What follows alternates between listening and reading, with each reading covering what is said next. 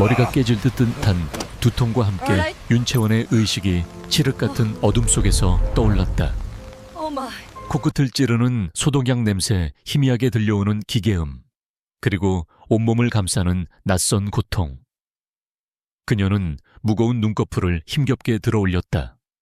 눈에 들어온 것은 새하얀 병실의 천장이었다. 채원 씨, 정신이 드세요. 낯선 간호사의 목소리가 들렸다. 하지만 바로 그 순간 채원의 머릿속에는 그녀의 입에서 나온 말이 아닌 또 다른 목소리가 날카롭게 울려 퍼졌다. 아이고, 쯧쯧. 저렇게 예쁘고 젊은 아가씨가 어쩌다 촬영장 세트에서 발을 헛디뎌서 머리를 다쳤을까. 밖에서 기다리는 남자친구라는 작자는 웬 다른 여자랑 히히덕거리고 있던데 그것도 모르고 딱하게 됐군. 채원은 극심한 혼란에 휩싸였다. 지금 이 목소리는 뭐지? 분명 간호사는 혼자인데 머리를 다친 후유증으로 환청이라도 들리는 것일까? 그녀는 애써 혼란을 억누르며 병실 벽에 걸린 디지털 시계를 보았다. IT월 25일. 그 숫자를 보는 순간 채원의 심장이 멎는 듯 했다. 8월 25일. 그녀의 생일. 그럴 리가 없었다. 그녀는 분명 한 달 뒤인 9월 25일 한 호텔의 비공개 파티에서 의문의 추락사고로 생을 마감했다. 실족사로 종결되었던 억울하고 비참한 죽음. 그녀는 회귀했다. 단순한 환생이 아니었다. 죽기 한 달 전의 과거로 다시 살아 돌아온 것이다. 그리고 다른 사람의 속마음을 들을 수 있는 저주인지 축복인지 모를 기묘한 능력과 함께 그녀가 정신을 차리자 밖에서 기다리고 있던 10년 된 연인 영화감독 박지훈이 병실로 달려왔다. 그의 뒤에는 그녀의 가장 친한 친구이자 현재 대한민국에서 가장 잘나가는 톱 여배우인 김수아가 걱정스러운 얼굴로 따라 들어왔다. 채원아, 괜찮아. 정말 걱정했어.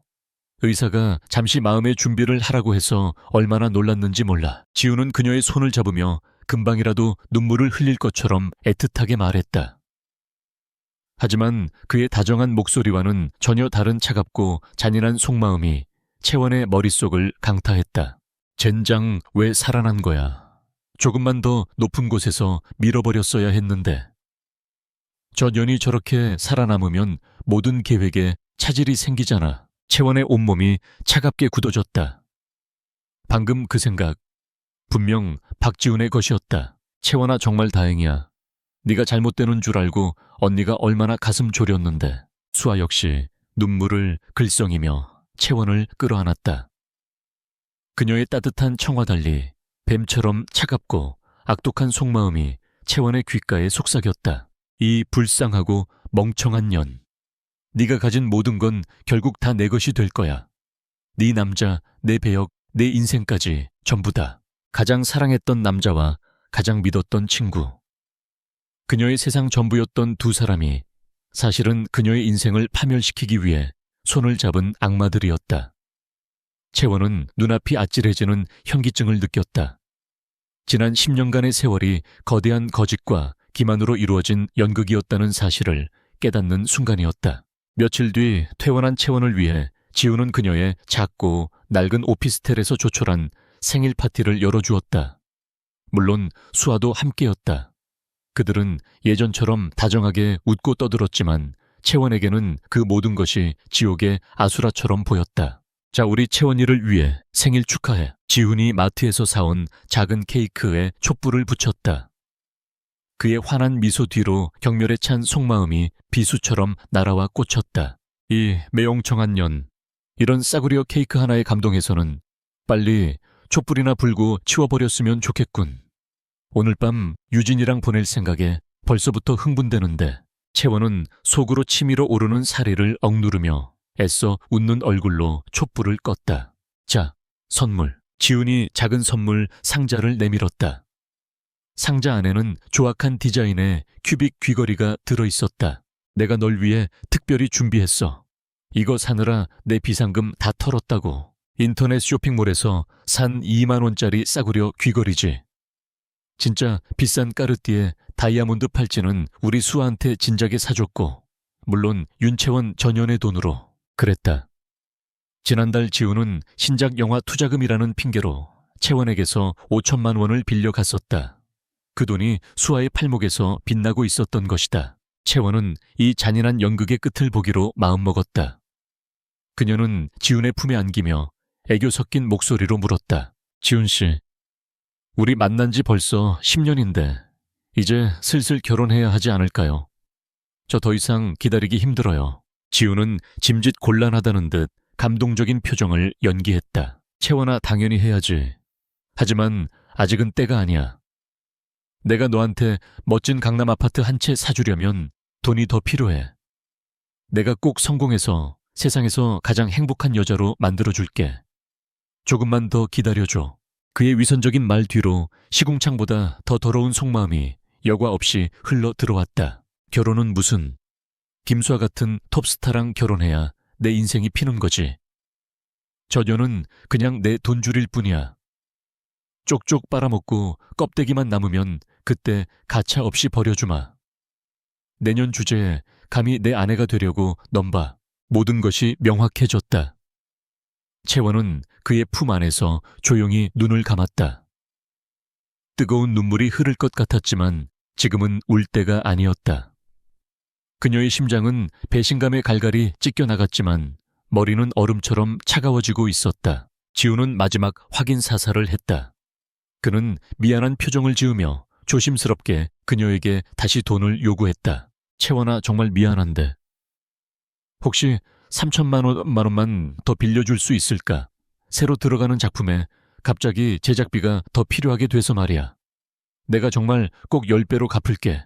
그의 간절한 눈빛 너머로 추악하고 역겨운 진심이 보였다. 우리 수아가 어제 신상 샤넬백을 보고 눈독을 들이던데 너무 비싸단 말이야.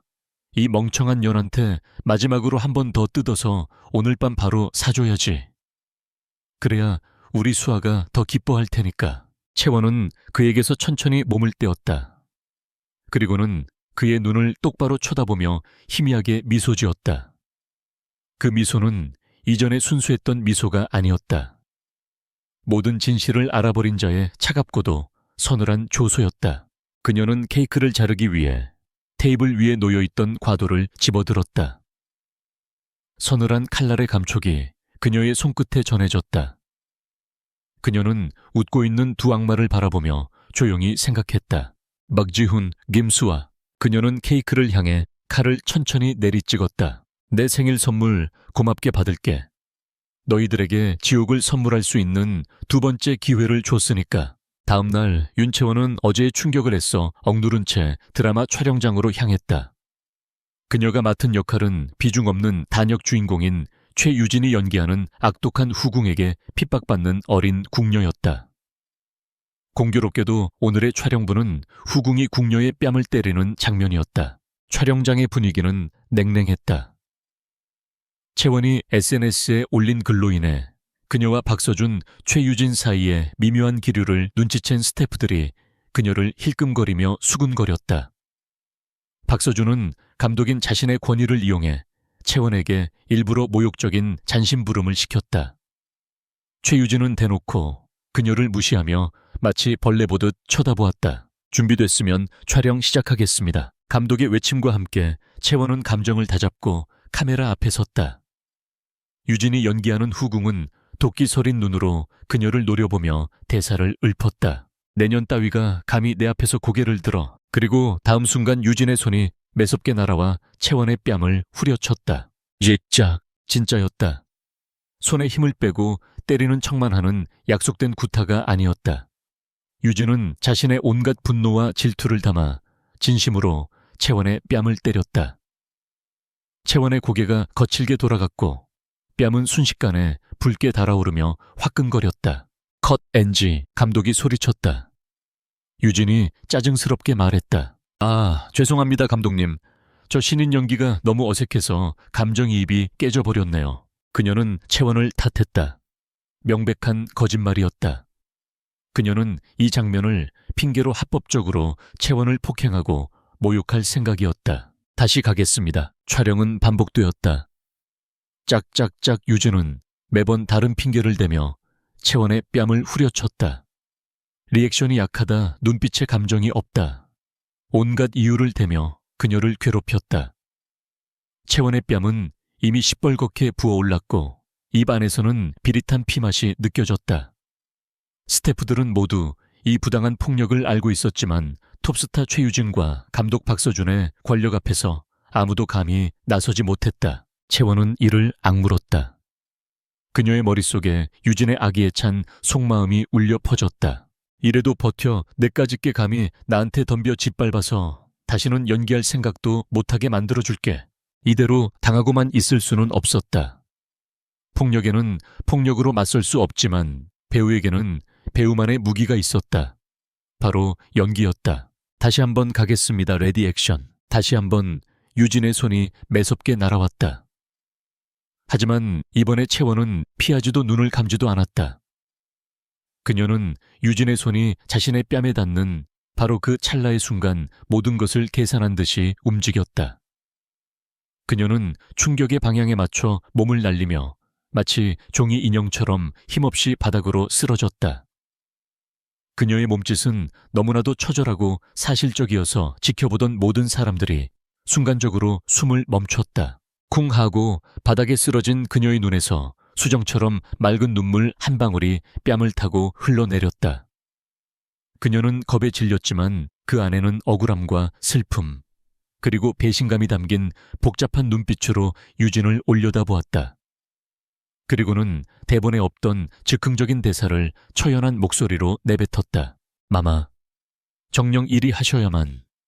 마마의 찢겨진 마음이 조금이라도 아물게 되는 것이옵니까? 그것은 단순히 뺨을 맞은 궁녀의 대사가 아니었다. 가장 믿었던 친구에게 모든 것을 빼앗긴 한 여자의 절규였다. 그녀의 영예는 그 순간 진짜 현실이 되어 촬영장 전체를 압도했다. 모두가 넋을 잃고 그녀를 바라보고 있었다. 최유진조차도 자신의 딸이 한 대가 저런 거대한 감정의 폭풍을 불러 일으킬 줄은 몰랐다는 듯 당황한 표정이었다. 오케이, 완벽해. 정적을 깬 것은 감독이었다. 그는 자리에서 벌떡 일어나 흥분을 감추지 못하고 외쳤다. 그의 외침이 끝나자마자 스태프들 사이에서 약속이나 한 듯이 박수갈채가 터져 나왔다. 그것은 톱스타 최유진이 아닌 이름 없는 신인 윤채원을 향한 찬사였다. 유진은 자신의 폭력이 오히려 상대방의 재능을 만개시키는 무대가 되어버렸다는 사실에 굴욕감으로 얼굴이 시뻘게 달아올랐다.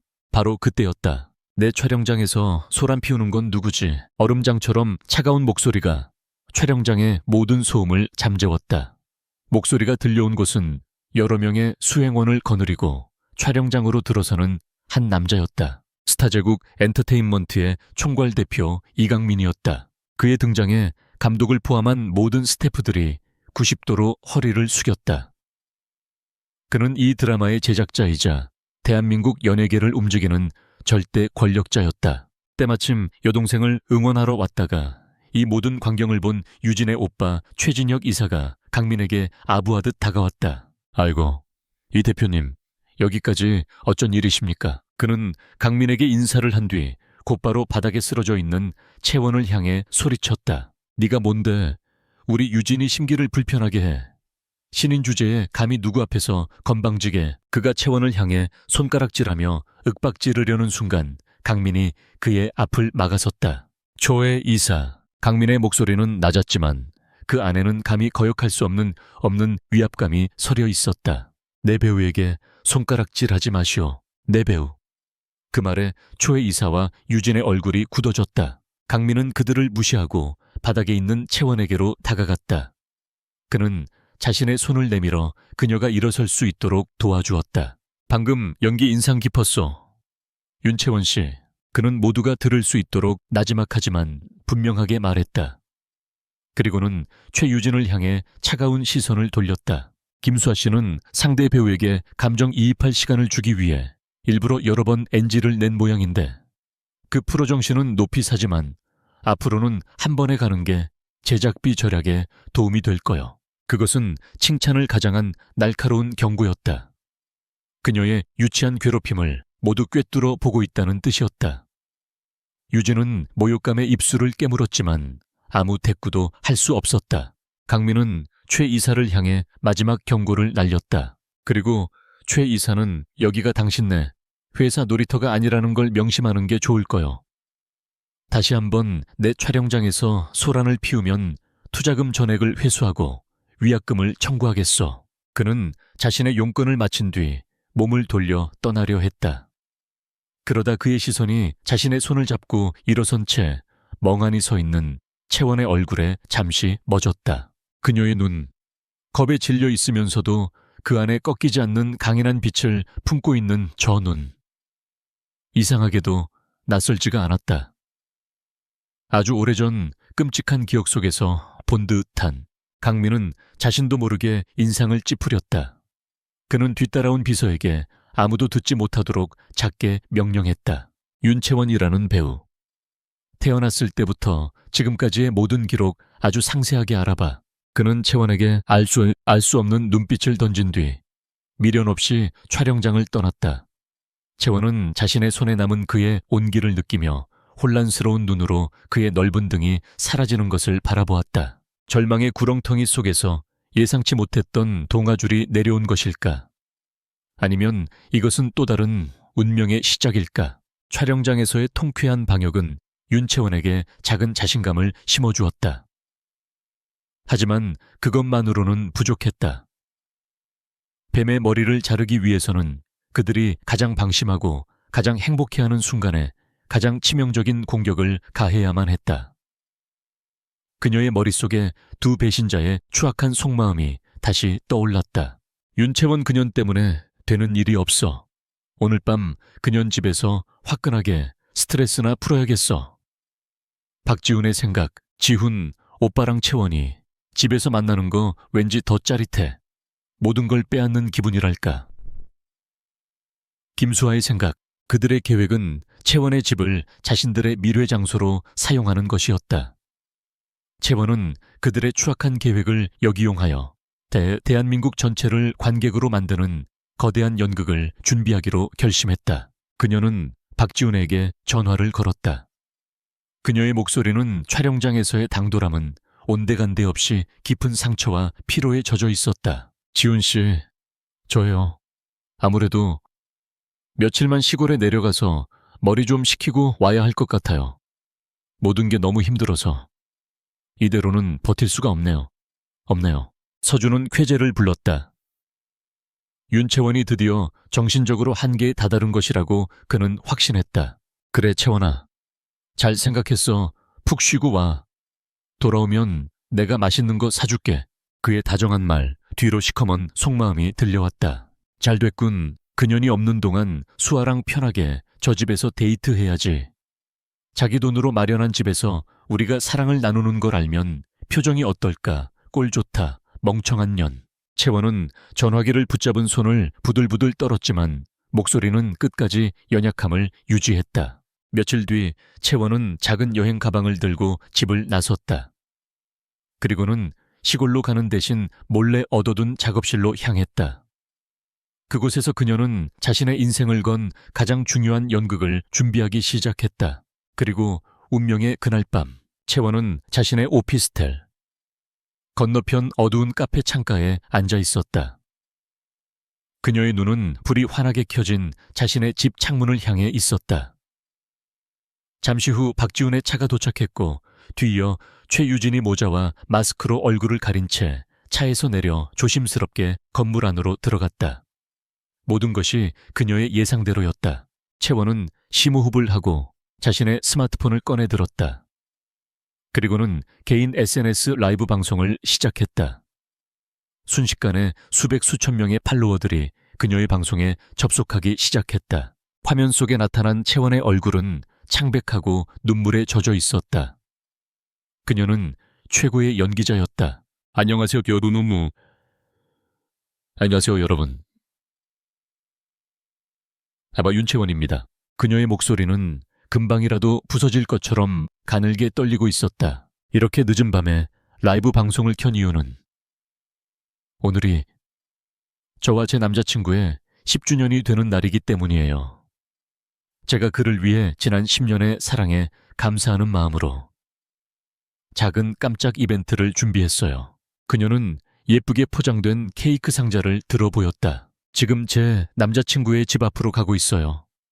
부디 여러분도 저희의 10년을 함께 축복해 주세요. 실시간 채팅창은 순식간에 응원의 메시지로 도배되었다. 채원 언니, 너무 로맨틱해요. 10년이라니 정말 대단해요. 두 분 결혼하세요. 채원은 스마트폰을 셀카봉에 고정시킨 채 자신의 오피스텔 건물로 들어섰다.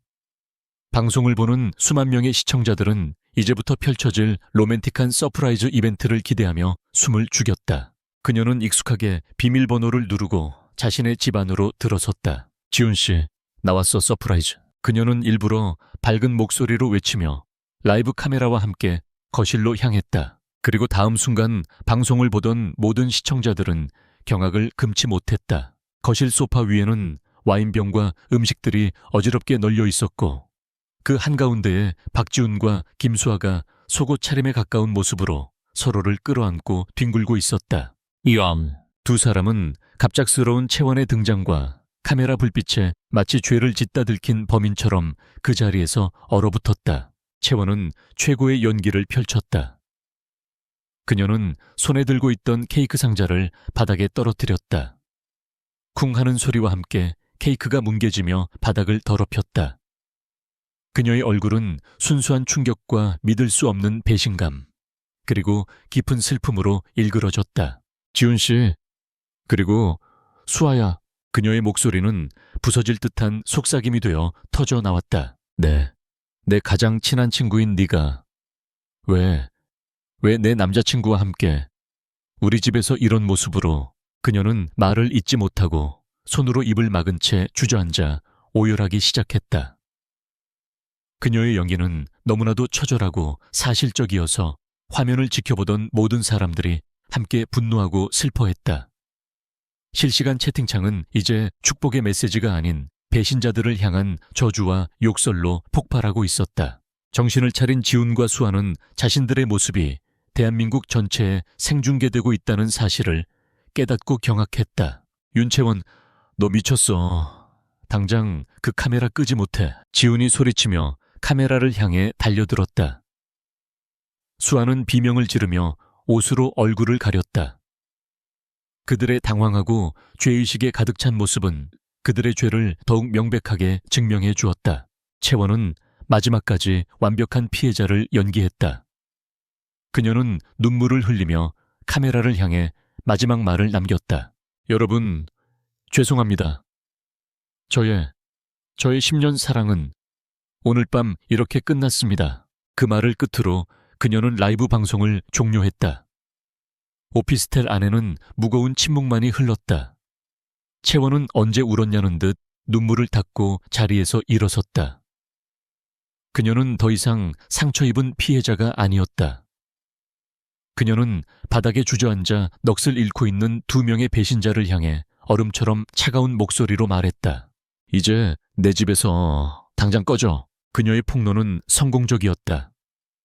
하지만 그녀는 김수아와 그녀의 어머니 오현숙 회장의 힘을 과소평가하고 있었다. 다음 날부터 보이지 않는 거대한 손이 그녀의 목을 조여오기 시작했다.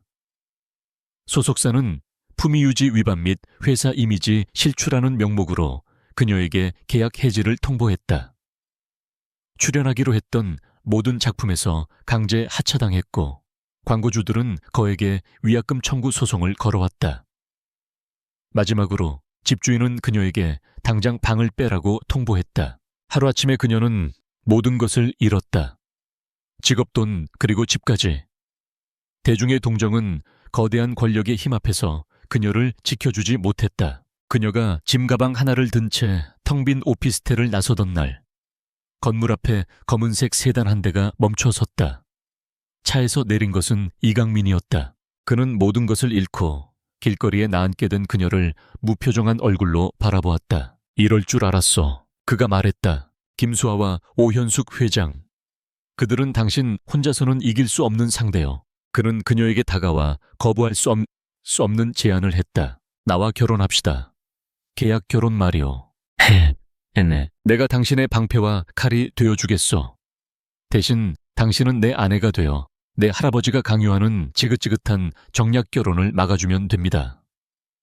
어떻소 믿지는 장사는 아닐 텐데 그는 그녀를 향해 손을 내밀었다. 절망의 구렁텅이에 빠진 그녀에게 내려온 위험하고도 매혹적인 동아줄이었다.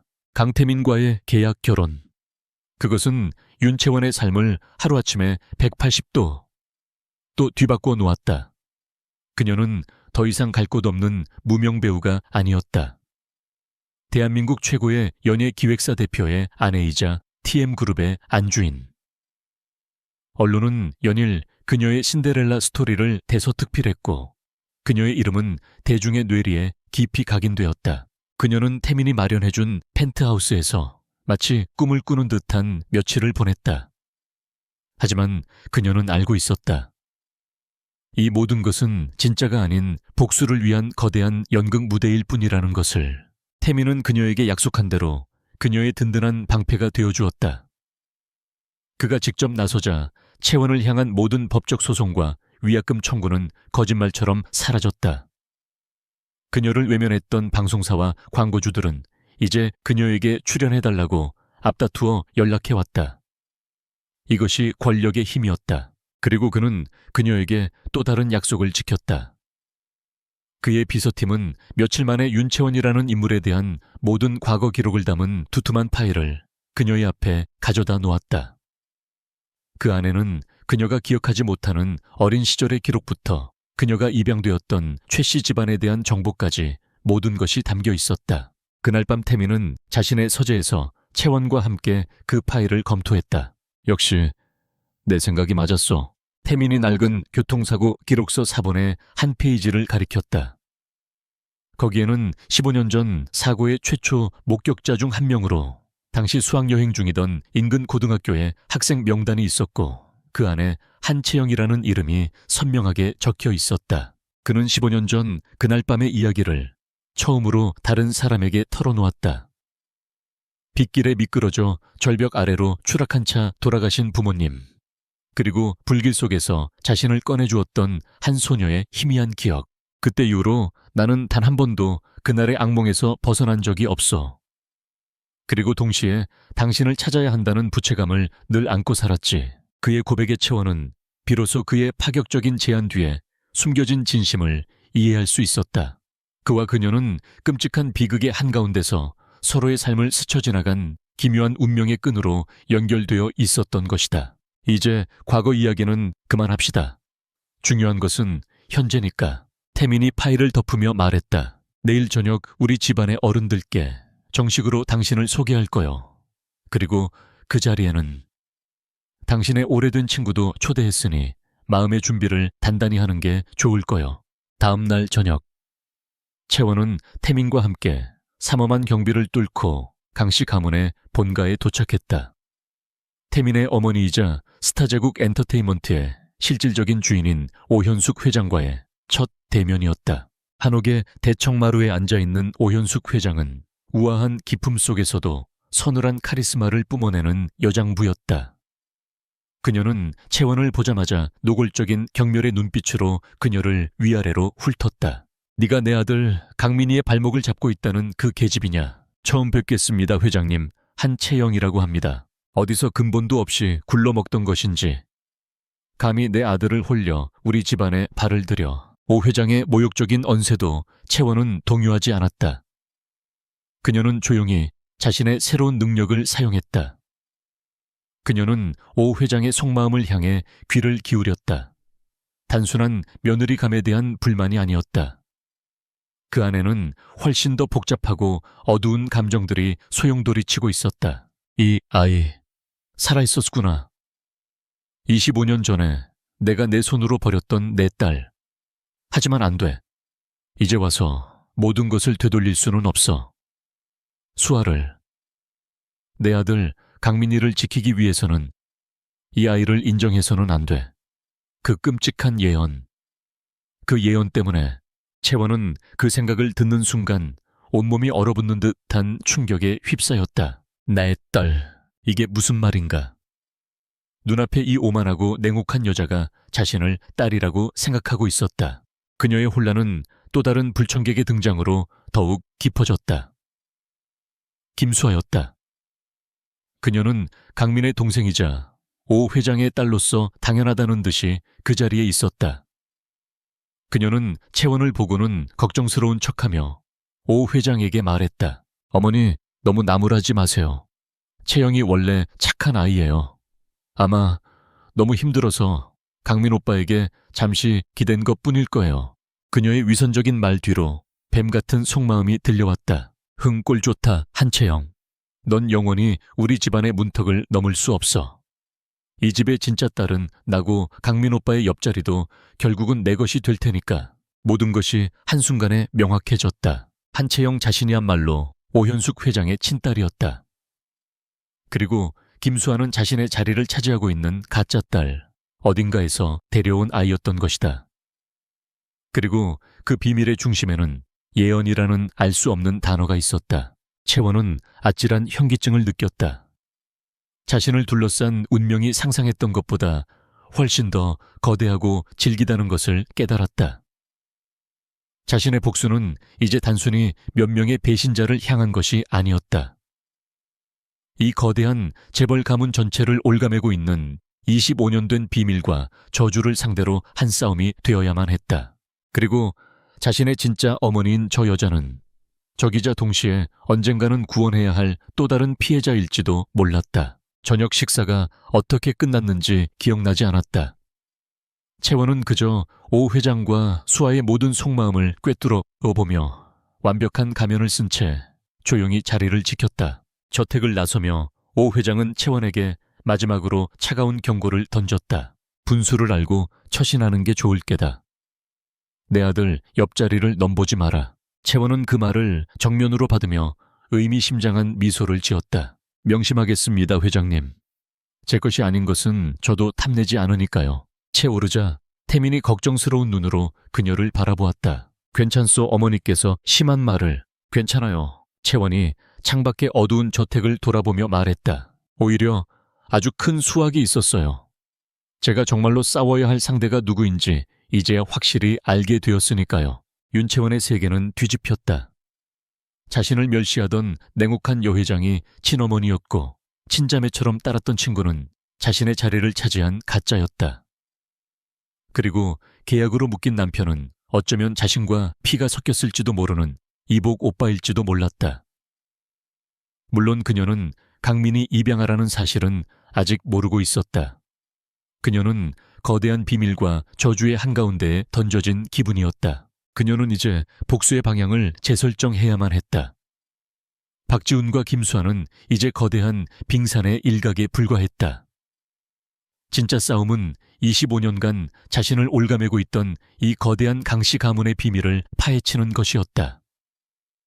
그리고 그 시작점은 바로 자신의 과거 죽음과 연결되어 있을 것이라고 그녀는 직감했다. 강민 씨, 그녀는 펜트하우스 서재에서 복잡한 표정으로 서류를 보고 있는 태민에게 다가갔다. 저를 도와줄 일이 있어요. 제가 죽었던, 아니 사고를 당했던 그 파티에 대해 알아봐야겠어요. 그녀는 자신의 회기나 죽음에 대해서는 말하지 않았다. 그저 그날의 사고에 대해 석연치 않은 점이 많아 다시 조사하고 싶다고 둘러댔다. 태민은 그녀의 갑작스러운 요청에 의아해했지만 그녀의 눈빛에 서린 절박함을 보고는 아무것도 묻지 않고 고개를 끄덕였다. 알겠어. 그 파티를 주최했던 박 감독이라는 자부터 파헤쳐보지. TM그룹의 정보력이 움직이기 시작하자 부패한 박 감독의 비리는 양파 껍질처럼 벗겨졌다. 탈세 횡령, 그리고 수많은 여배우들과의 추문까지. 하지만 결정적인 단서는 나오지 않았다. 그는 누군가의 비호 아래 교묘하게 법망을 빠져나가고 있었다.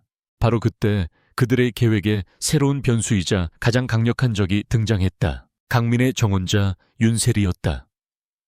그녀는 강민의 할아버지인 강 회장이 직접 점지한 국내 굴지의 서룡그룹의 외동딸이었다. 그녀는 강민과 채원의 계약 결혼 소식을 듣고 미국에서 급히 귀국했다. 어느 날 오후 윤세리는 예고도 없이 펜트하우스를 찾아왔다. 그녀는 머리부터 발끝까지 수억 원을 호가하는 명품으로 치장하고 있었고 오만한 공작새처럼 채원을 위아래로 훑어보았다. 네가 내 약혼자 옆에 붙어 있다는 그 하찮은 배우로군. 그녀의 목소리는 강 회장과는 다른 종류의 젊고 세련된 경멸감으로 가득 차 있었다. 그녀는 채원의 대답을 기다리지도 않고 수표책을 꺼내 테이블 위로 던졌다. 이 계약놀이 이제 그만 끝내지. 그녀가 턱짓으로 수표를 가리켰다. 이 수표에 원하는 액수를 적어. 내 평생 벌어도 못 만져볼 돈일 테니. 그리고 당장 내 약혼자 앞에서 사라져. 그것은 재벌가의 상속녀가 보여줄 수 있는 가장 고전적이고 모욕적인 방식이었다. 채원은 그녀의 유치한 도발에 조용히 자신의 무기를 사용했다. 그녀는 세리의 속마음을 읽기 시작했다. 감히 어디서 굴러먹던 뼈다귀인 줄도 모르는 년이 내 강민 오빠를 넘봐 오빠는 내 거야. 아주 어렸을 때부터 내 손에 넣기로 정해져 있었다고. 세리의 생각은 병적인 소유욕과 질투로 가득 차 있었다. 그리고 다음 순간 채원은 자신의 숨을 멎게 만드는 가장 결정적인 생각을 듣게 되었다. 재원년 어디서 봤다 했더니 그날 밤 파티에서 강민 오빠가 계속 쳐다보던 그 여자잖아. 그때 확실히 처리했어야 했는데 박 감독 그 무능한 놈이 일 처리를 제대로 못하는 바람에 채원의 온몸에 소름이 돋았다. 그날 밤 파티 처리했어야 했는데 모든 것이 연결되었다. 자신의 죽음은 박지훈이나 김수아의 짓이 아니었다. 바로 눈앞에 이 여자 윤세리가 배후였다. 그녀는 강민이 자신에게 잠시 보였던 호의를 자신을 향한 위협으로 간주하고 질투심에 눈이 멀어 살인을 저질렀던 것이다. 채원은 이제 모든 진실을 알았다. 그녀는 천천히 윤세리가 던진 백지수표를 집어들었다. 그리고는 그녀의 눈앞에서 반으로 갈기갈기 찢어버렸다. 아스! 세리의 예쁜 얼굴이 당혹감으로 일그러졌다. 윤세리 씨, 채원의 목소리는 얼음처럼 차가웠다. 저는 돈으로 살 수 있는 여자가 아닙니다. 그리고 강민 씨의 약혼자 자리가 그렇게 탐이 난다면 직접 뺏어보시죠. 25년 동안 남의 자리를 차지하고 있는 어떤 사람처럼 말이에요. 채원의 마지막 말은 김수아를 겨냥한 의미심장한 경고였다. 세리는 그녀의 말뜻을 이해하지 못했지만 눈앞에 이 여자가 자신이 생각했던 것처럼 만만한 상대가 아니라는 것을 직감했다. 세리가 분을 이기지 못하고 돌아간 뒤 태민의 비서에게서 긴급 보고가 들어왔다. 대표님, 박 감독의 자금 흐름을 추적하던 중 그의 비밀 계좌, 거액의 돈을 송금한 출처를 알아냈습니다. 어디지? 소룡그룹의 유령 회사였습니다. 윤세리 씨의 개인 비서가 관리하는 계좌입니다. 모든 퍼즐 조각이 완벽하게 맞춰졌다. 박 감독은 그저 장기말이었을 뿐 이 모든 비극의 배후에 있던 진짜 흑막은 바로 윤세리였던 것이다. 채원은 창밖을 바라보았다. 자신의 적은 생각했던 것보다 훨씬 더 교활하고 강력하고 위험한 상대였다. 자신의 회귀 계약 결혼 출생의 비밀, 그리고 전생의 죽음까지. 모든 것이 거대한 운명의 거미줄처럼 얽혀 있었다. 이제 이 싸움은 단순히 과거를 바로잡는 것을 넘어 자신의 목숨을 건 전면전이 되어야만 했다. 그녀는 이제 더 이상 물러설 곳이 없었다. 윤세리. 그녀가 바로 전생에서 자신을 죽음으로 몰고 간 범인이라는 사실을 깨달은 순간 윤채원의 복수극은 새로운 국면을 맞이했다. 이제 이것은 단순히 빼앗긴 것을 되찾는 싸움이 아니었다. 자신의 목숨을 건 생존을 위한 전쟁이었다. 그 여자를 내 손으로 직접 잡아야겠어요. 채원이 강태민에게 말했다. 그녀의 목소리는 차분했지만 그 안에는 강철 같은 결의가 서려 있었다. 어떻게 덫을 놓아야죠. 그 여자가 다시 한번 나를 해치려고 제 발로 걸어 들어올 완벽한 덫을. 그들의 무대는 마침 박 감독이 자신의 생일을 맞아 개최하는 비밀스러운 VVIP 파티로 정해졌다. 그 파티는 2년 전 채원이 죽었던 바로 그 파티와 놀랍도록 유사했다. 같은 장소 같은 주최자, 그리고 아마도 같은 참석자들. 강태민은 처음에는 결사반대했다. 안 돼. 너무 위험해. 내가 다른 방법을 찾아보겠소. 아니요. 이게 유일한 방법이에요. 채원이 단호하게 말했다. 그 여자는 교활해요. 어설픈 증거로는 절대 잡을 수 없어요. 현행범으로 모든 것이 녹화되는 무대 위에서 그 여자의 가면을 벗겨야만 해요. 결국 태민은 그녀의 고집을 꺾지 못했다. 대신 그는 그녀의 안전을 보장하기 위해 TM그룹의 모든 보안 역량을 총동원했다. 파티가 열리는 호텔의 모든 통제권을 비밀리에 확보했고 채원의 드레스에는 이전보다 훨씬 더 정교한 초소형 카메라와 마이크를 부착했다. 호텔 곳곳에는 그의 경호팀이 하객으로 위장하여 잠입했다. 파티 당일 밤 호텔의 최상층 펜트하우스 라운지는 온갖 부패와 욕망의 냄새로 가득 차 있었다. 박 감독은 젊은 여배우 지망생들을 옆에 끼고 거물급 투자자들에게 아양을 떨고 있었다. 윤채원은 그곳에 마치 아무것도 모르는 순진한 사슴처럼 아름답고 연약한 모습으로 나타났다. 그녀의 등장은 모든 사람들의 시선을 사로잡았다. 특히 윤세리의 눈빛이 질투와 증오로 번뜩였다.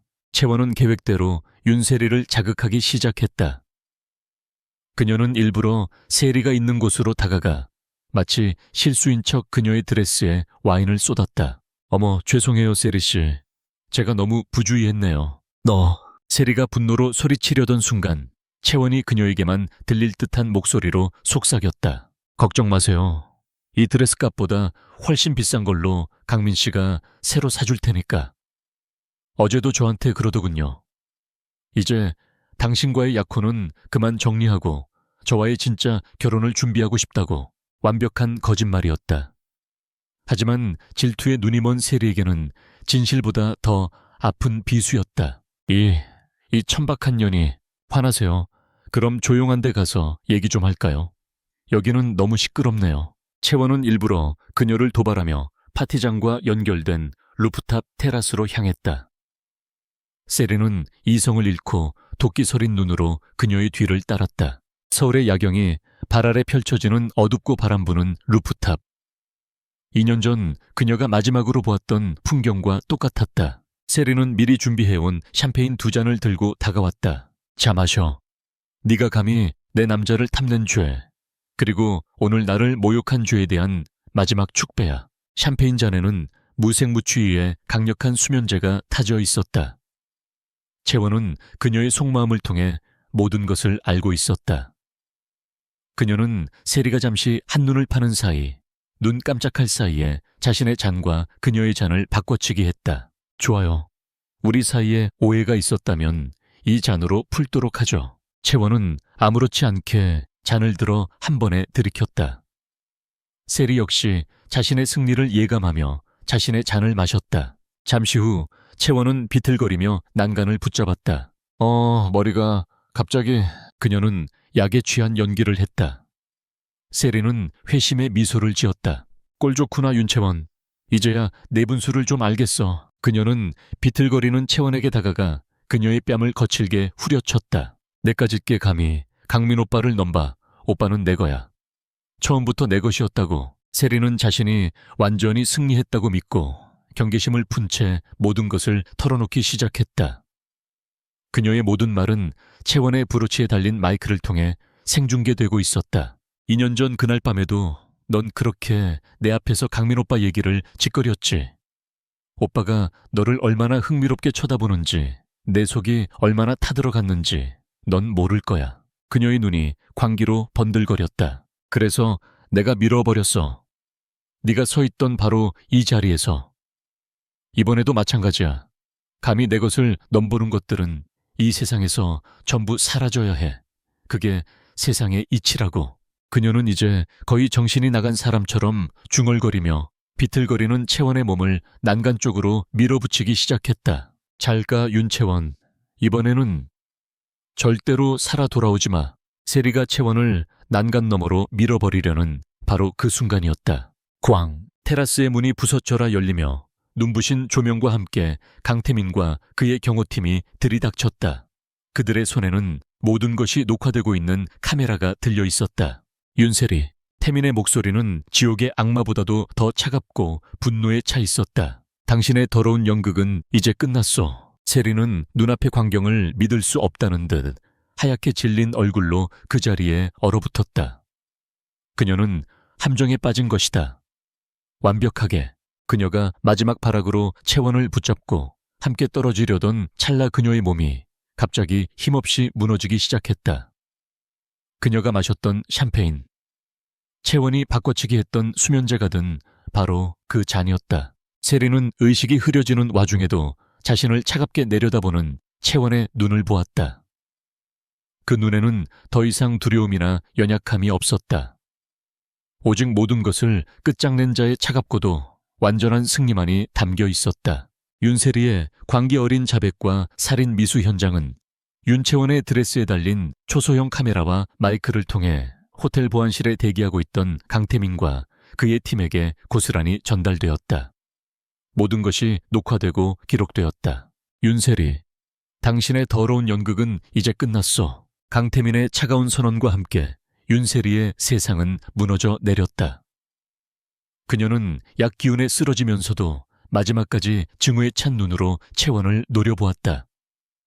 그녀의 눈은 이대로 끝나지 않을 것이라고 말하고 있었다. 다음날 대한민국은 발칵 뒤집혔다. 소룡그룹의 외동딸 윤세리가 동료 배우를 살해하려다 현장에서 체포되었다는 소식. 그리고 그 과정에서 2년 전 발생했던 배우 윤채원의 추락사가 사실은 윤세리에 의해 저질러진 살인사건이었다는 충격적인 진실이 폭로되었다. 언론은 윤세리를 희대의 악녀라 칭하며 그녀의 모든 것을 파헤치기 시작했다. 그녀의 약혼자였던 강태민 대표와의 관계, 그리고 피해자인 윤채원과의 악연까지.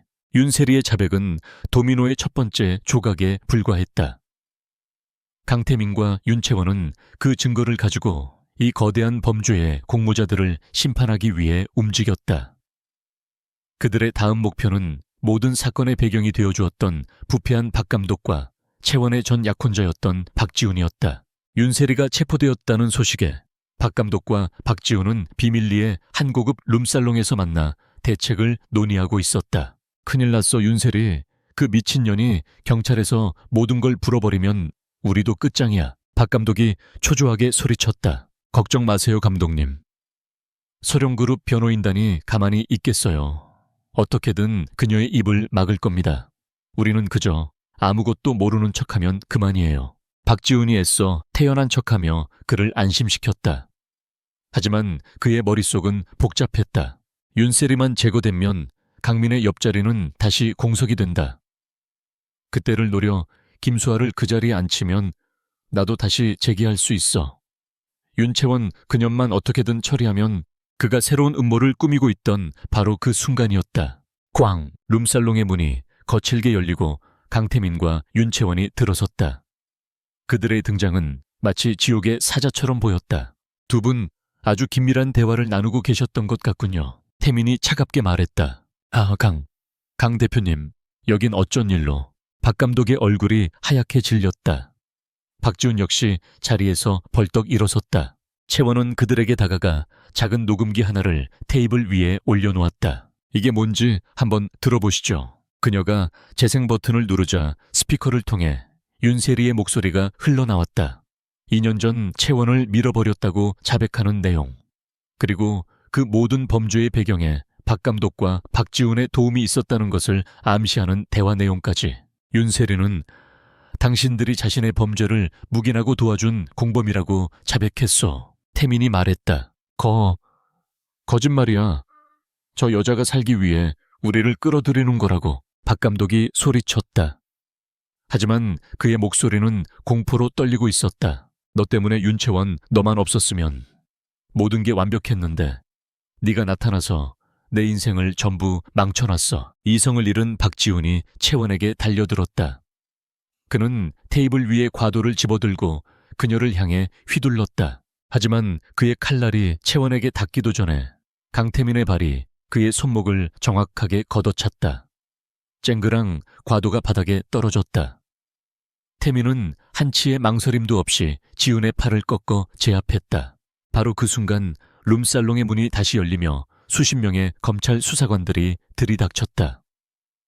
모든 것은 태민의 계획 아래 완벽하게 진행되고 있었다. 박 감독 박지훈 씨, 살인 공모 및 범죄 은닉 혐의로 두 분을 체포합니다. 수사관들이 그들에게 다가가 차가운 수갑을 채웠다. 억울합니다. 우리는 아무것도 몰라요. 그들은 마지막까지 발버둥 쳤지만 소용없었다. 윤세리의 자백과 TM그룹이 제공한 결정적인 금융거래 내역 앞에서 그들의 모든 변명은 힘을 잃었다. 채원은 수갑을 찬 채 끌려나가는 두 남자의 비참한 뒷모습을 아무 감정 없는 눈으로 바라보았다. 전생에서부터 이어진 지독한 악연이 마침내 끝나는 순간이었다. 그녀는 자신을 단단하게 받쳐주는 태민의 팔에 조용히 기댔다. 온몸의 긴장이 풀리며 깊은 피로감이 몰려왔다. 복수는 끝났다. 하지만 그녀의 진짜 싸움은 아직 끝나지 않았다. 그녀를 버렸던 친어머니, 그리고 자신과 김수아의 운명을 뒤바꿔 놓은 25년 전의 비밀. 이제 그녀는 그 마지막 진실을 향해 나아가야만 했다. 윤세리와 그녀의 공범들이 모두 법의 심판을 받게 되면서 윤채원을 둘러싼 길고 길었던 복수극은 드디어 막을 내리는 듯했다. 언론은 모든 진실을 밝혀낸 그녀를 정의의 여신이라 칭송했고, 대중들은 그녀의 강인함에 아낌없는 찬사를 보냈다. 하지만 채원은 알고 있었다. 자신의 진짜 싸움은 아직 끝나지 않았다는 것을. 외부의 적들은 모두 처리했지만 그녀의 마음속에는 훨씬 더 거대하고 복잡한 질문이 남아 있었다. 바로 그녀의 뿌리, 그녀의 가족에 대한 진실이었다. 그녀는 강태민과 함께 강씨 가문의 본가로 향했다. 더 이상 피할 수 없는 25년간 묵혀두었던 진실을 마주하기 위해서였다. 강씨 가문의 서재. 강병철 회장이 죽은 뒤로는 거의 사용되지 않던 그 묵직한 공간에 4명의 사람이 마주 앉아 있었다. 윤채원, 강태민, 오현숙 회장, 그리고 김수아. 서재 안의 공기는 무거운 침묵으로 가득 차 있었다. 가장 먼저 침묵을 깬 것은 채원이었다. 그녀는 더 이상 돌려 말하거나 연기하지 않았다. 그녀의 목소리는 차분했지만 그 안에는 거스를 수 없는 무게감이 실려 있었다. 회장님, 그녀는 오현숙 회장을 똑바로 쳐다보았다. 저는 회장님의 친딸입니다. 그리고 여기 있는 김수아 씨는 아니고요. 그녀의 돌직구 같은 선언에 김수아의 얼굴이 하얗게 질렸다. 오현숙 회장은 애써 태연한 척했지만 찻잔을 든 그녀의 손이 미세하게 떨리는 것을 채원은 놓치지 않았다. 무슨 말도 안 되는 소리를. 수아가 버럭 소리쳤지만 그녀의 목소리는 공포로 떨리고 있었다. 채원은 그녀를 무시하고 오 회장을 향해 말을 이었다. 회장님의 속마음을 들었습니다. 저를 보며 내 딸이라고 생각하셨죠. 그리고 예언 때문에 저를 버릴 수밖에 없었다고 괴로워하셨고요. 이제 그 모든 진실을 말씀해 주실 시간입니다. 채원이 자신의 능력을 드러내자 오 회장의 마지막 방어선이 와르르 무너져 내렸다. 그녀의 눈에서 지난 25년간 단 한 번도 보인 적 없었던 뜨거운 눈물이 흘러내리기 시작했다. 강인했던 여장부의 가면이 벗겨지고 죄책감에 짓눌려온 한 여인의 맨얼굴이 드러났다. 그녀는 떨리는 목소리로 25년 전 그날의 비밀을 털어놓기 시작했다. 그래, 내 말이 맞다. 너는 내 배 아파 낳은 내 첫딸이야. 그녀의 고백에 강태민과 김수아는 숨을 멈췄다. 내가 너를 낳았을 때 강씨 가문의 오랜 주치의이자 예언가였던 한 노인이 나를 찾아왔다. 그리고는 끔찍한 예언을 했지. 오 회장의 목소리는 과거의 공포를 회상하며 떨리고 있었다. 그 노인이 말하더구나. 그의 봄에 태어나는 첫딸은 이 집안의 남자들을 모두 잡아먹을 비극의 씨앗이다. 그 아이는 자라서 제 아비와 오라비를 죽음으로 몰고 갈 운명을 타고났다고. 그것은 저주에 가까운 끔찍한 예언이었다. 당시 강씨 가문은 지금의 JK그룹과 치열한 경영권 다툼을 벌이고 있었고 그녀의 남편이자 태민의 아버지는 매일 살얼음판을 걷고 있었다. 나는 미신 따위는 믿지 않는다고 소리쳤지만 너무나도 두려웠다. 너의 아버지와 그리고 갓 태어난 아들 강민이를 잃을지도 모른다는 공포에 나는 매일 밤 악몽을 꾸었지. 결국 그녀는 이성을 잃고 끔찍한 선택을 하고 말았다. 그녀는 비밀리에 같은 날 같은 병원에서 태어난 다른 여자아이를 찾았다. 가난한 미혼모에게서 태어나 곧바로 고아원으로 보내질 운명이었던 아이, 바로 김수아였다.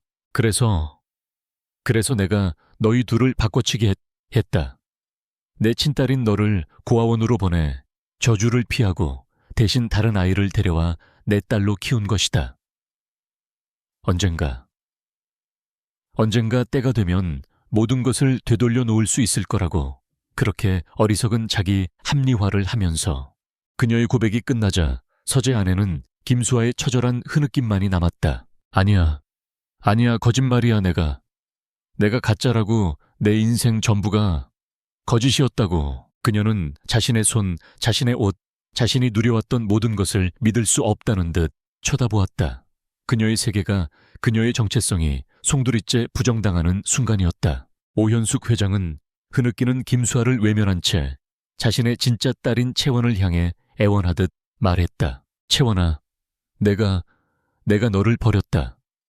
네 아버지와 네 오빠를 지킨다는 어리석은 명분 아래 나는 평생을 죄책감 속에서 살았다. 나를 용서하라고 말할 자격조차 없다는 걸 안다. 하지만 채원은 아무 말 없이 그녀를 바라보았다. 그녀의 눈에는 원망도 슬픔도 없었다. 오직 거대한 운명의 장난을 내려다보는 듯한 깊고 공허한 눈빛만이 담겨 있었다. 복수는 끊었다. 하지만 그 끝에서 그녀를 기다리고 있었던 것은 통쾌한 승리가 아니었다. 자신을 버린 비정한 친어머니와 자신의 인생을 대신 살아온 가짜 자매, 그리고 이 모든 비극의 한가운데에 서 있는 사랑하는 남자. 그녀는 이 모든 것을 어떻게 받아들여야 할까? 이제 그녀는 복수보다 더 어려운 용서와 이해라는 거대한 숙제 앞에 서 있었다. 모든 진실이 밝혀진 서재 안은 폭풍이 휩쓸고 간 뒤에 고요함만이 감돌았다. 김수아는 자신의 인생 전체가 부정당했다는 충격에 실신하여 의무실로 옮겨졌다. 오현숙 회장은 25년간 짊어져온 죄의 무게에 짓눌려 텅 빈 눈으로 허공만 응시하고 있었다. 윤채원은 그들을 뒤로하고 강태민과 함께 밖으로 나왔다. 그녀는 복수가 끝났다는 후련함 대신 설명할 수 없는 깊은 피로감과 허무함을 느꼈다. 원수들은 무너졌지만 그녀의 상처 입은 과거와 뒤엉킨 현재는 아무것도 해결되지 않았다. 며칠 동안 펜트하우스에는 어색한 침묵이 흘렀다. 채원과 태민은 한 공간에 있었지만 보이지 않는 거대한 벽이 그들 사이를 가로막고 있는 듯했다.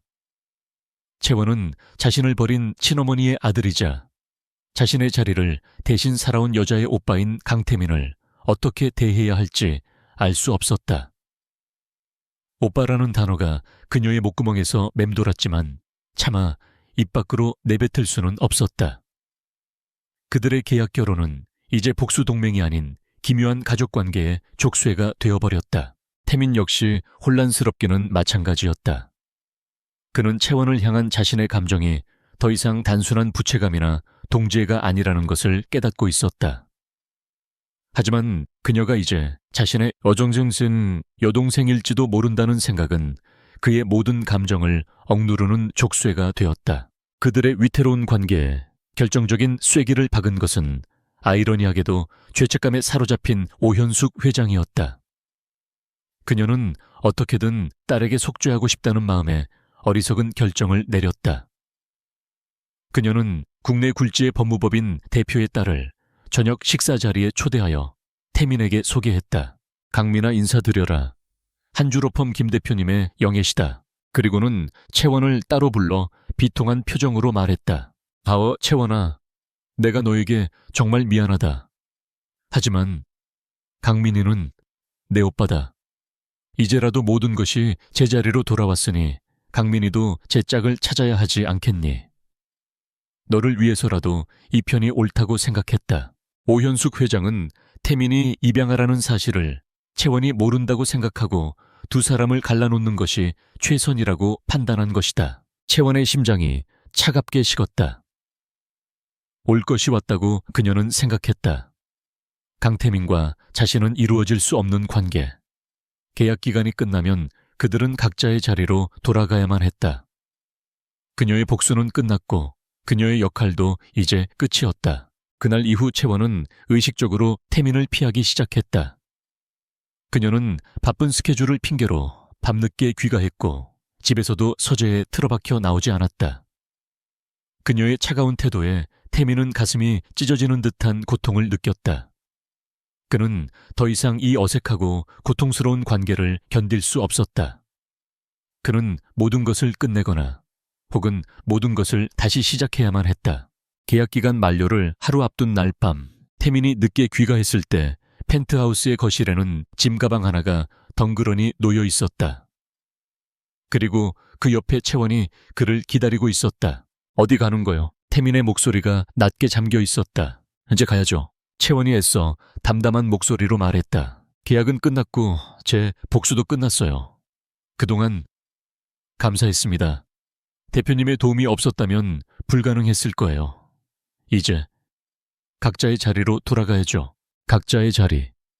그 말이 태민의 심장을 후벼 팠다. 내 자리가 어딘데? 그가 절박하게 물었다. 당신이 없는 곳은 나에게는 아무 의미도 없어, 윤채원. 그는 그녀에게 다가가 그녀의 어깨를 붙잡았다. 그리고는 오랫동안 숨겨왔던 마지막 비밀을 그녀에게 고백했다. 나는 강씨 가문의 친아들이 아니오. 하마. 채원의 눈이 충격으로 커졌다. 나는 아버지가 돌아가시기 직전 치열했던 후계자 싸움 속에서 나를 보호하기 위해 그리고 회사를 지키기 위해 아버지가 극비리에 입양한 아들이야. 나와 당신은 피 한 방울 섞이지 않은 완벽한 남남이라고. 그의 고백은 채원을 얽어매고 있던 마지막 족쇄를 풀어주는 열쇠였다. 그녀의 눈에 뜨거운 눈물이 차올랐다. 그런데 왜 진작 말하지 않았어요? 두려워서. 왜서? 내가 당신의 진짜 오빠가 아니라는 사실보다 당신이 나를 더 이상 필요로 하지 않을까봐. 복수가 끝난 나를 당신이 떠나가 버릴까봐. 그는 그녀 앞에서 처음으로 자신의 나약함을 드러냈다. 그는 더 이상 권력의 화신이 아닌 사랑하는 여자를 잃을까 두려워하는 한 남자일 뿐이었다. 그는 품 안에서 낡은 서류 한 장을 꺼냈다. 두 사람이 1년 전 처음 만났을 때 작성했던 차가운 조항들로 가득했던 결혼 계약서였다. 그는 채원이 보는 앞에서 그 계약서를 반으로 그리고 또 반으로 찢어버렸다. 이 계약은 오늘부로 끝이오. 채원의 심장이 쿵 내려앉았다. 하지만 다음 순간 그는 찢어진 계약서 조각들을 바닥에 버리고 그녀의 앞에 천천히 무릎을 꿇었다. 그의 손에는 다이아몬드 반지 상자가 들려 있었다. 윤채원 씨, 그의 목소리는 세상에서 가장 진실하고 절실한 음색으로 떨리고 있었다. 지난 1년은 내 생애 가장 따뜻하고 행복한 시간이었습니다. 그건 계약 때문이 아니었습니다. 당신이라는 사람, 윤채원이라는 여자와 함께였기 때문입니다. 그는 그녀의 눈을 똑바로 바라보며 자신의 모든 진심을 고백했다. 나는 더 이상 당신의 방패나 칼이 되고 싶지 않습니다. 생명의 빚을 갚는다는 명분 뒤에 숨고 싶지도 않습니다. 나는 당신의 남편이 평생을 함께할 동반자가 되고 싶습니다. 그는 반지를 그녀에게 내밀었다. 나와 진짜 결혼해주겠어. 그의 진심 어린 청혼. 거짓도 계약도 복수도 없는 순수한 사랑의 고백. 채원은 흐르는 눈물 속에서 고개를 끄덕였다. 그녀의 입계는 지난 1년간 단 한 번도 보인 적 없었던 세상에서 가장 행복하고 눈부신 미소가 피어오르고 있었다. 강태민의 진심 어린 청혼에 대한 윤채원의 대답은 그녀의 눈물 속에 피어난 환한 미소였다. 지독한 배신과 죽음의 문턱에서 시작된 그녀의 두 번째 삶은 이제 비로소 진정한 사랑과 행복을 향한 문을 활짝 열게 된 것이다. 그들의 진짜 결혼식은 세간의 떠들썩한 관심과 달리 아주 작고 조촐하게 열렸다. 수백 명의 하객들 대신 가장 가까운 친구들과 가족들만이 모인 가운데 두 사람은 서로에게 진심을 담은 서약을 맹세했다. 나는 당신의 방패와 칼이 되겠다고 약속했습니다. 태민이 채원의 손을 잡고 말했다. 하지만 오늘부터 나는 당신의 그림자가 되어 당신이 세상에서 가장 눈부신 빛으로 빛날 수 있도록 평생을 당신의 곁에서 지키겠습니다. 사랑합니다, 윤채원. 채원 역시 눈물을 글썽이며 화답했다. 나는 당신을 만나 비로소 살아있다는 것을 느꼈습니다.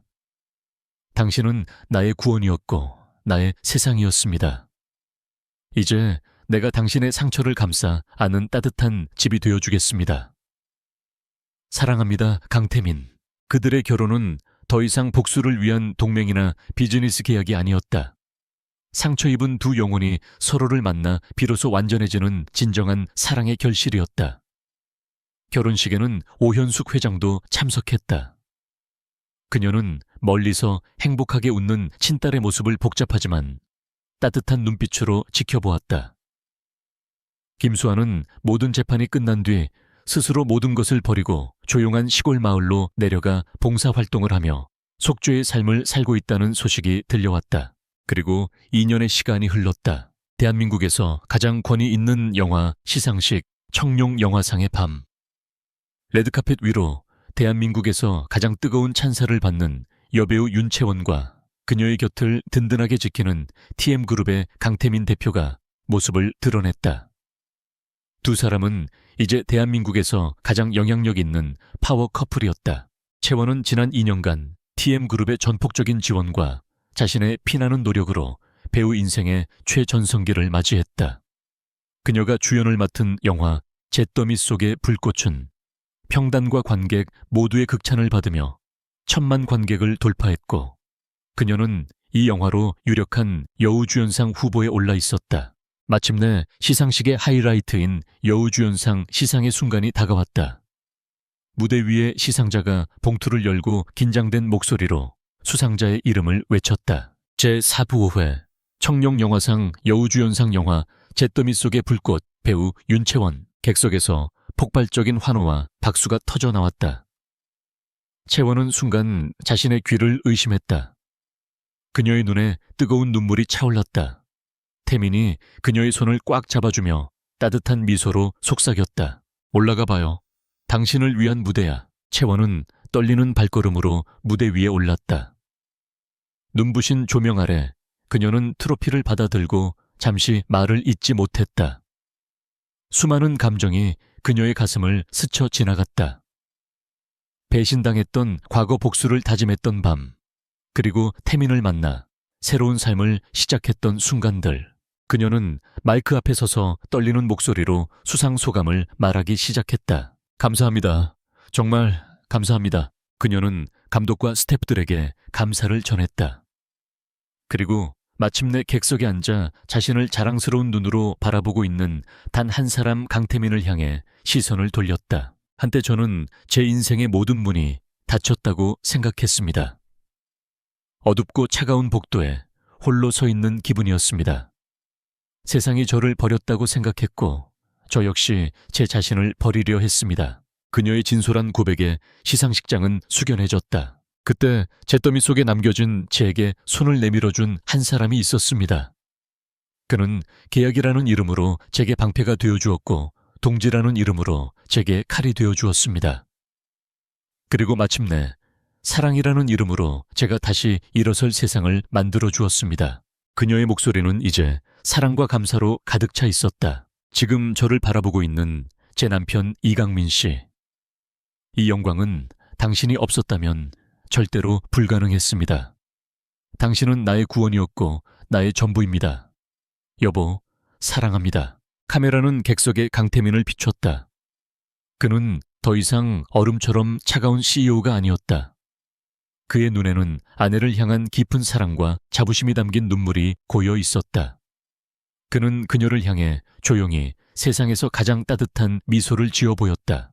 시상식장은 그들의 아름다운 사랑에 감동하여 우레와 같은 기립박수를 쏟아냈다. 윤채원은 황금빛 조명 아래 여우주연상 트로피를 든 채 자신을 세상에서 가장 행복한 여자로 만들어준 남자를 바라보고 있었다. 배신과 죽음의 문턱에서 돌아온 여자. 그녀는 자신의 힘으로 복수를 완성했고 운명처럼 다시 만난 남자와 진실한 사랑을 이루었으며 마침내 자신의 분야에서 최고의 자리에 올랐다. 그녀는 더 이상 누군가의 그림자도 비련의 여주인공도 아니었다. 스스로 빛을 내는 자신의 인생이라는 무대의 유일한 여왕이었다.